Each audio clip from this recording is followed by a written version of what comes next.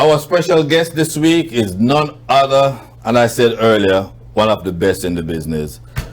This is Twiggy. Hey, Twiggy, good afternoon. Welcome to Reflections right here on Flex TV. How are you? Good afternoon, Mr. Lindsay. I am fine, and just hearing you say that I'm one of the best, it warms my heart. Oh, well, we know each other for quite a while. Like from '93 was the first time I met you. Mm-hmm. And you know, when I speak, I just speak the truth, and that's it. Yeah, you're one of the best in the business. Thank you.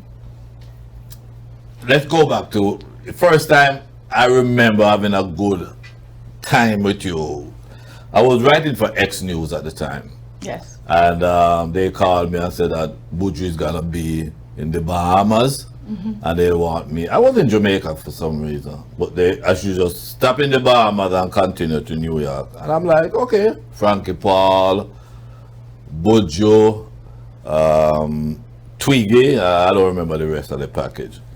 And I flew into the Bahamas. Mm-hmm. And before the show, we were still at this hotel, inclusive, everything. And I was in the lobby. And I saw this little thing walking down, coming. I'm like, that's Twiggy. You know, I thought your name was just a name. I didn't know it was a description of Twiggy, you know, Twiggy. Right. Really skinny. And we started a conversation, and for the entire day, you and I were just like, bosom buddies. Going back and forth. You remember that? Oh, yes, I remember. Yeah. Now, and you at the time you were with Penthouse Records. Yes, I was. And you were doing your own thing, but you were also Buju Banton's music director. And how did you get that position? It wasn't offered to me, but being in Penthouse, Jermaine, I guess, never wanted to look outside for vocalists to help with Buju's shows and stuff. Right. So because I am someone who can do both background vocals and lead vocals, you know, Jermaine just threw me that slot. But in the process, Buju tends to listen to me if I say something musically to him. Right. So I guess I just became so absorbed and caught up in his thing that if I said, Buju, let me, when you're doing this Still Shiloh thing, let me do an ad lib. Right. He just said, okay, Sweeksy, Sweeksy. So you took that role very seriously then? Well, to tell the truth, I had to, because for me personally, if I'm going to be doing, whether it's background vocals or lead, I am very meticulous about what I do also, and I want everything to be the best. So, after a while, I took it very seriously. And I think it's after that I saw you and Buju in New Jersey at the Robert Treat Hotel. And that was one of the best performances. I mean, you're not only a backup singer and a director, but you're also a dancer. Big time. Yeah. Big time. And I learned that recently. I was watching you on stage in New Jersey, and I'm like, do you help Buju with his move? Because when you did that African thing, like when he was doing from that album, and those African moves and them things there, how much of it did you coordinate? Well, people do not know this, but dancing is a passion for me also, just like music. Right. I think how I dance, I flow just like how I sing. So whatever moves come to me, that you ever get. So, I mean... You see, and I didn't even know all of this, but I could see just... Georgia was so impressed. Wow. To this day, Georgia, when your name comes up, Georgia... Oh, you remember that night in New Jersey? I'm like, yeah. I mean, I don't know if you can top that performance, because it was like, it's one of the best for you and for Buju. Buju was in his element. I don't know if you remember that show. Yes. So I just, it's all a blur, but just a little bit here. Now that you're talking about it. Yes. And that show in the Bahamas, we spent a good amount of time. just talking and talking, getting, your background, and I understand you're from a musical family. Your family entertainment. You're in entertainment. Tell us about that. Okay. It's not a like major musical family like out there, but I remember when I was a little girl coming up, I had my uncle, he had a band in New York and they were touring all over the US. Okay. Yeah. You remember the name of the band? No, I don't remember. It would sound like Anthem, but I'm sure it's not Anthem. You're right. But my uncle was a bass player and his son was a drummer, and they were both singers in the band also. Wow. Apart from that, my father, he was like a jazz musician in the Jamaican army. Wow. So he used to do a lot of scatting and stuff. So even as a little child, I was singing jazz without even knowing what it was. What it was, really? Yeah, I used to be singing Diamonds Are a Girl's Best Friend and stuff like that and whatever, and not knowing what it was. And my mother is also a wonderful singer. And when I said you're from a musical family, what was your statement? Not really? Did you say that? I was thinking that it's like, those iconic That's a dynasty. families. You came out of a dynasty when brother, mother, father, everybody can sing. Musical. And I still have even cousins that are selectors. They're very good selectors all over the United States right now, So it is no surprise then, Twiggy, that you took that avenue. And when did you get your first exposure before you even reach Penthouse? When did that happen for you? Okay, my first real exposure apart from church, everybody get them little thing in church. Yeah. And it wasn't something that I pursued, because even though my family was into music, in their own little way, they did not recommend for us children to become a part of music. Why not? They didn't see other money earning. No, they just wanted you to become a nurse, a doctor, a lawyer, all of that. Yeah, we know that. God. And then plus my mother, she always had this thing that once you become a musician, you go and locks up your hair and smoke weed and all of that. So that's the image they have of it. Yeah, I know. And reggae music at the time was kind of like looked down on in Jamaica and stuff. So it wasn't anything that they would want me, especially the baby in the family, to be to become a part of. Right. So how this happened though, my sister, when she moved out, she became neighbors with Tinga Stewart. Ah, Tinga. Yeah, and I think she just did it just because she could, but I don't think she knew. Right, she knew what she was doing. She told Tinga. What was her name? Faye. Okay. She told Tinga that her little sister can sing, and Tinga should hear me out. Tinga take her on, and Tinga said, okay, I want her to come to Penthouse. I'm going to audition her. And that's how it all started. So it was Tinga who brought you to Penthouse. The first time. And Donovan Jermaine was there? He was there, but Jermaine never even took notice of me. I went to Penthouse on many occasions after that to work. Oh, okay. But Donovan Jermaine never took notice of me until he saw me in Japan years after. You were on Japan Splash? Or? Right. I was on one of those Japan tours and stuff. And it was backstage. I think it was 92. Jermaine saw me backstage and said he wanted to talk to me. And that was about joining Penthouse.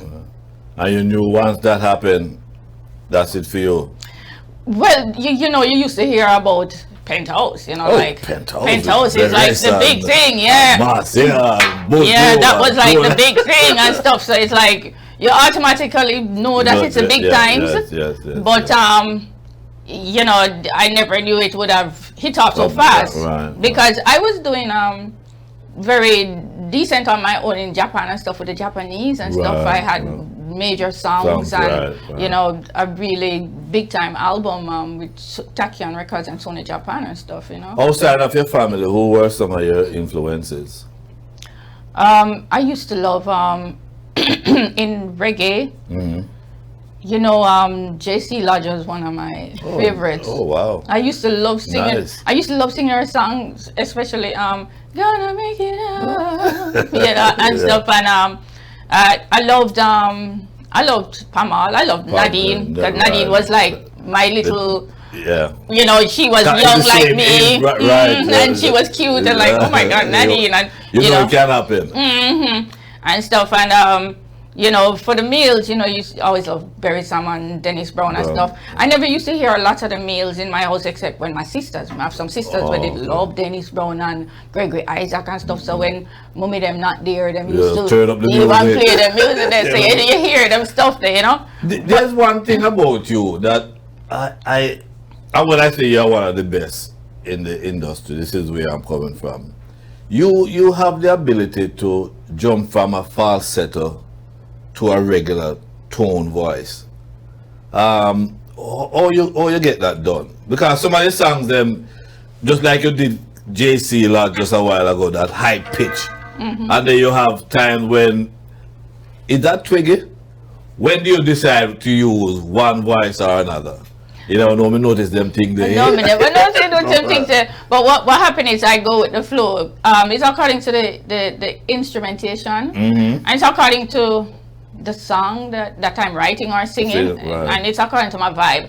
So if I feel like, okay, it's time to sing in my low pitch voice, because I am blessed with that. I don't have just one tone in my voice. I don't know. Yeah, I have at least 3, so I can just switch it up or whatever. 2. So you say you have 3? I have the mid range, but the mid range is what most people know, and the mezzo soprano, But the low, when I sing in the low voice, a lot of people think it's Nadine. Because they say I sound like Nadine. No, but it's not even confusion, because Nadine and I don't sound anything alike. But people, you know, the layman, they just automatically think it's Nadine because they're used to me more high pitch or, you know, in my mid range. One of the songs when I first got it, and I saw your name on the label, and when I listened to it, I said, somebody made a mistake. You did a duet with Siddiqui, with You I'm Born Again. Why did you choose to use that voice? Because that's not, I was like, Twiggy? Twiggy? I mean, that was a complete different tone you use. What gave in that? Why did you do that? Well, the melody of the song allowed me to do it that way, because it wasn't an original song, you know. It was an adapted song. And the female part of it was in that kind of high tone. So Siddiqui, right? So Siddiqui did it, I guess, in the same key, only in a reggae version. So I had to sing up there, you know, the same tone of voice and everything in a sense, but I just gave it my own interpretation. Yes, I was that song was one of your biggest hits after, you know, departing Penthouse, because that was so almost to the original, except as you just said, it was in a reggae beat. But that was a perfect cover. And that's why everybody still talk about that song. And the video wasn't too bad either. Yeah. Where was that video shot? We flew down to Jamaica to do it. Nice.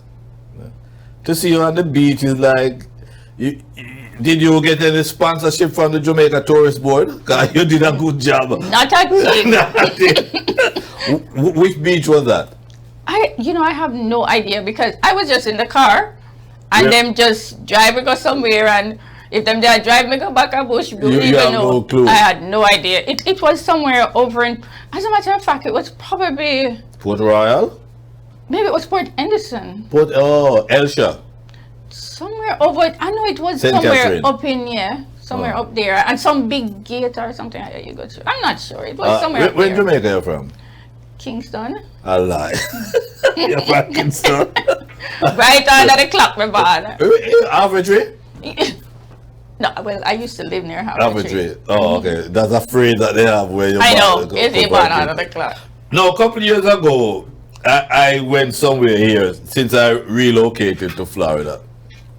And I don't remember where I was, but lo and behold, they introduced you on the stage, and you came on stage and now made the announcement that you are now officially a resident of South Florida. You remember where that was? It was some show. Was it a show in West Palm? I don't remember Twiggy, but I was like, you two then, what is left for Jamaica?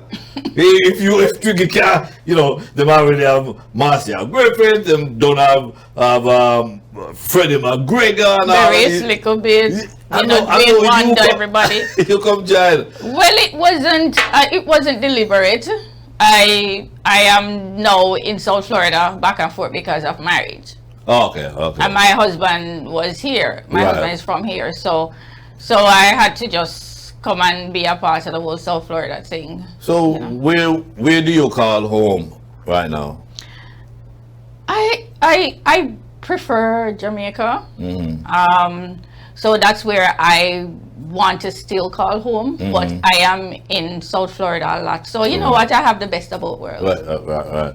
And you are one of those people that promoters here can always call on for support when something is happening and they need that fine female voice. Because I've been to a few places since I've been here, and there goes Twiggy.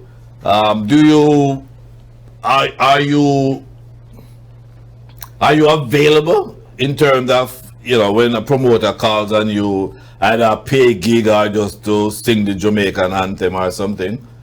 Of course. Yeah, I remember singing the Jamaican anthem with Dean Fraser at that time. Sweetheart, I know what I'm talking about. Yeah, that was something else. You know, I've always looked for that. I don't know. I've never seen it on YouTube or anything, but that was. You give the Jamaican anthem a Jamaican feel, because I've seen it over the years. People try to sing it like they are Americans. And you are the one of the few people me know. Well, I've had Freddie McGregor did it for me at the Jamaica Awards, and them kind of do a Jamaican thing to it. And you are the only female I can remember right now that does it that way. You are the only female I know that does it the Jamaican way. Is it something you're conscious of? No, because sometimes I sing it with a little R&B flair. But it's according to how it's being played. Because that night when I did it at that concert, Dean Fraser was the only one really playing with me, and I think he was playing the saxophone, and we were just kind of sparring with each other. Right. So even though I was doing it with a little R&B flair to it. Right. I guess Dean carried that little Jamaican, that little Jamaican sound, you know, with his saxophone, and we just do a little thing, and that's how it came out, you know. One of the things I tend to argue with artists about, and walk into the studio, I saw another artist that I also said, I don't think you record enough. I don't think you record enough. Yeah, you have an album here and there and a single here and there, but you don't live in the studio like you should. Why is that so? Yeah, that's a good question. And, you're the best person to answer it. For me, I think when I'm in Jamaica, I am more active in the music. Okay. When I'm in South Florida, I tend to be a little bit more laid back. Not intentionally, but you know, sometimes I feel like I don't know too many people and stuff. You have some good producers. I mean, Florida right now, South Florida has some of the best producers, not like New York back 20, 30 years ago. But you know, so I wouldn't think it's just because you lay back. You're not comfortable with the crop of producers here in South Florida?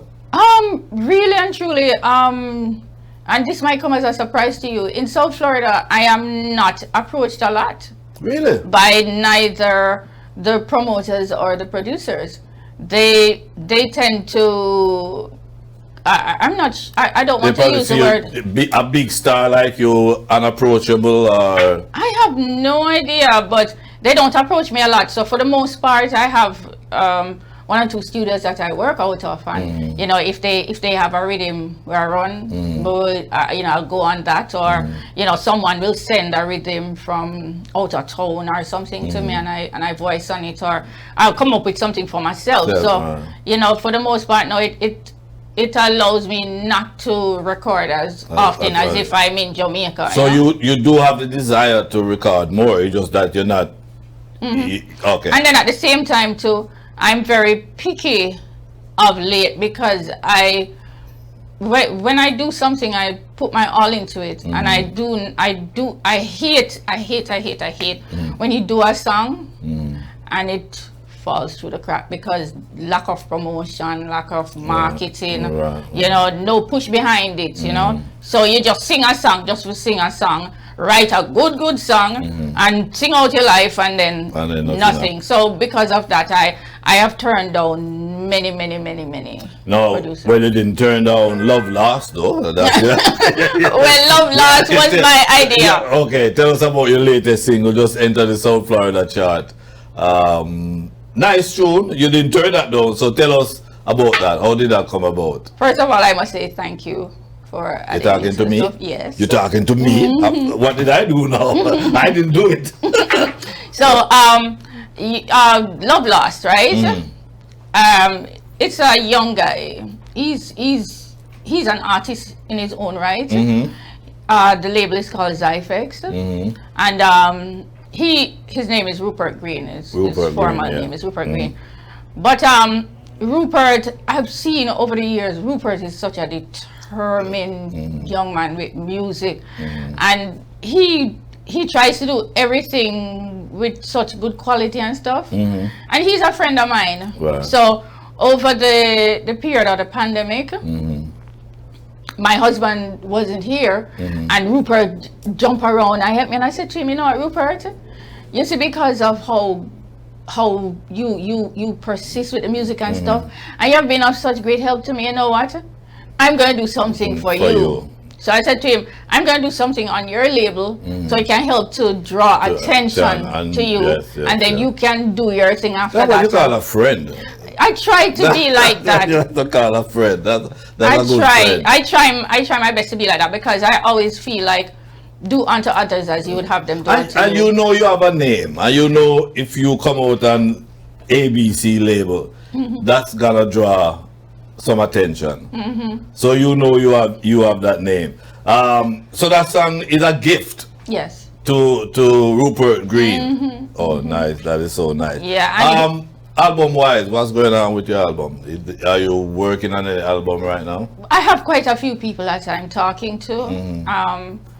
They, you know, I've just been like sieving, you know, the whole of them, because as I said before, I don't want to waste my time. Right. So in the meantime, between time, you know, I am just voicing some singles, and until I seal up the deal with some of the people that I'm talking to, then I will move forward. Would you go back on a major label? Would you go back on a major label at this time? Of course, I was talking to quite a few of the major brands too, you know, and even the other day I did the new song with Donovan Jermaine from Penthouse called When I Think About You and stuff like that, you know. And you know, we have done quite a few. So you still have that connection to Jermaine. If Jermaine had a rhythm and say, yo, Twiggy, come in now. You can, that door is open where you can still, oh, that's nice. That is so nice. You can part and still be together. Yeah, because it's all about civility, and it's all about love for the music, you know. And if I feel like, you know, I can get something done over there that's productive, why not, you know? How did you spend your 2 years during the pandemic? How did you spend your time? Right, songs. Just chilling like a villain. Chilling like a villain. Okay. I didn't really write songs a lot, you know, because I have to have a vibe to write. Oh, okay, you're one of those people. Yeah, so I don't just get up every day and just write and have a book full of songs. No, I don't need that. But I had a lot of rhythms that were sent to me that I was preying and vibes and thing, and say, all right, maybe give some time and then come back to it and all that. So I was more trying to figure out what next will I do when the gate open. I know that the gates are open. What are you gonna do? Where are you heading now? Well, a lot of TBAs, are there. In different places to be announced. Okay. Yeah. And so I try not to even talk about them until they are fully confirmed. Right. But in different countries and stuff like that. But also, I am supposed to be a judge because a lot of people don't know about this. So I think this is a nice platform. Tell us about it. The Diaspora started last year their own platform for the festival. I heard about that. It's gonna happen in Atlanta or somewhere around there. I heard about that. Yeah, last year they flew me in as an artist, but this year they want me to be a judge. What are you gonna be looking for as a judge? What? Because I was speaking to Freddie McGregor a couple of days ago, and they said they got 200 and whatever, and they couldn't even find 10. And he said one of the things is that everybody has seen about ackee and saltfish, and so are you gonna be looking out for that nationalism, ackee and saltfish, and actually no, for me, maybe if me hear about ackee and saltfish because I love food, I would love that. That's why it's a fact. That's why it's a fact. But seriously, I'm looking for presentation. Okay. I'm looking also for vocal ability. Yes, right. I'm looking because I'm the type like this. I listen for key, and if you sharp or you're flat or you're off key or whatever, I look for how the production, how well it is produced. Oh, okay. So so you're gonna be very technical. Not really, because they already set the criteria. Okay, you just gotta go through. Right. So no, trust me, I am having a hard time even helping to choose the top 7 right now. Wow. Because even last year, the winner, nothing to put down Jamaica, but the singer, the one that won for the Diaspora last year was like top. I mean, it was something that I think should have been showcased even in Jamaica. And when you talk about Twiggy, when you talk about judge, how did you miss all these talent shows in Jamaica, from Rising Star to these different? I haven't seen you at any one of them. Did you try out to be a judge? No. I've been asked maybe in 2019? No, maybe it was like 2009 or so. From the early days. I was asked by Digicel up here. And that time it was Lloyd Campbell, myself, and some other people to judge. Like they wanted to try and do one of those competitions up here. But in Jamaica, no, I've never been approached. Yeah. You sound like you would be a tough judge. Not really. Because the quality of the artists, they will come and Rising Stars and Dragon this and Guinness that. I'm like, people really come for this? I mean, you sound like you would be tough, even the one you're doing now, because you gotta be looking for the pitch and the tone and the production and the range. That's a tough judge. Well, you know what? Trust me, I'm even tough on myself, because whenever I do a song, I listen back to it a million times and beat myself up, So you gotta be the guy there from. No, I'm not going to be. I'm not going to be Simon Cowell.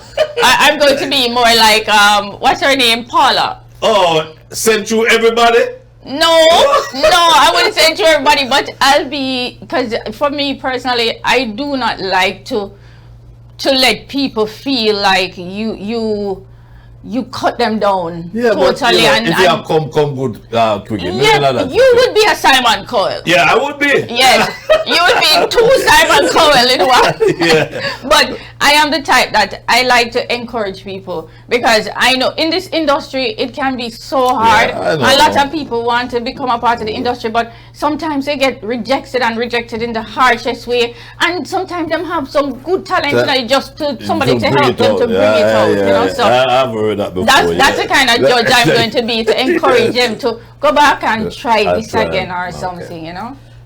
Before I go, we're pressed for time. If I go in your car now and turn it on, who would I be hearing?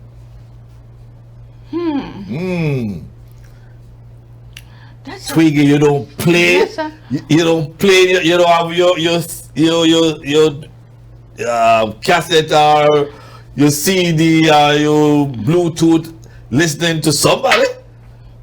Oh my goodness. That's a tough one. It's so simple, but Yeah, it's tough. it's a very tough one, because I'm the type of person like this. I'll be in a very quiet space. I think I like just that peace and quiet when I'm not doing music. So I listen to a lot of contemporary stuff. and contemporary stuff and world beat stuff too, you know. So it could be anything. It could be even hearing Alpha Blondy. As long as the beat and the rhythm and the music have me, that's what you could hear, you know. Listen, we could go on and on. I know. You are one of those people that I could talk to, but unfortunately we have a time limit. I want to thank you for taking time out to come by and have this little chat with me. And good luck with your latest single. Thank you. I look forward to work with you for as long as I possibly can. And I look forward to you working with me too. It's an honor. It's an honor actually talking to you and you know, knowing that you support me 100%. I am truly honored. When I walk into a space and I look around, I look for you. See? I remember we running to each other at the Berrysaman party down here in Miami. I'm like, is that Twiggy? So, you know, we don't know when we're going to run into each other, because, you know, you just came here and I'm here going into 20 years, but they still see me as a New Yorker. I don't mind. Anyway, so I want to thank you. Thank you. And good luck with your latest single. Thank you. And let's stay in touch, all right? Definitely. Thank you, Mr. Lindsay. You're quite welcome. And that's it, folks. Our special guest. I told you, you know, every week we try to bring you someone very interesting. And one of the best in the business, Twiggy. So we're going to take a break. When we come back, it's going to be time for the South Florida Top 25. Keep it locked. And Lindsay a promoter. Bring up the biggest set of artists from Jamaica. Like Super Cat and Mr. Early be the doctor. Only for artists, no for them me can't remember. Who can remember when them used to keep Jamaica? The kind of show that used to give out no for water. To reggae artists.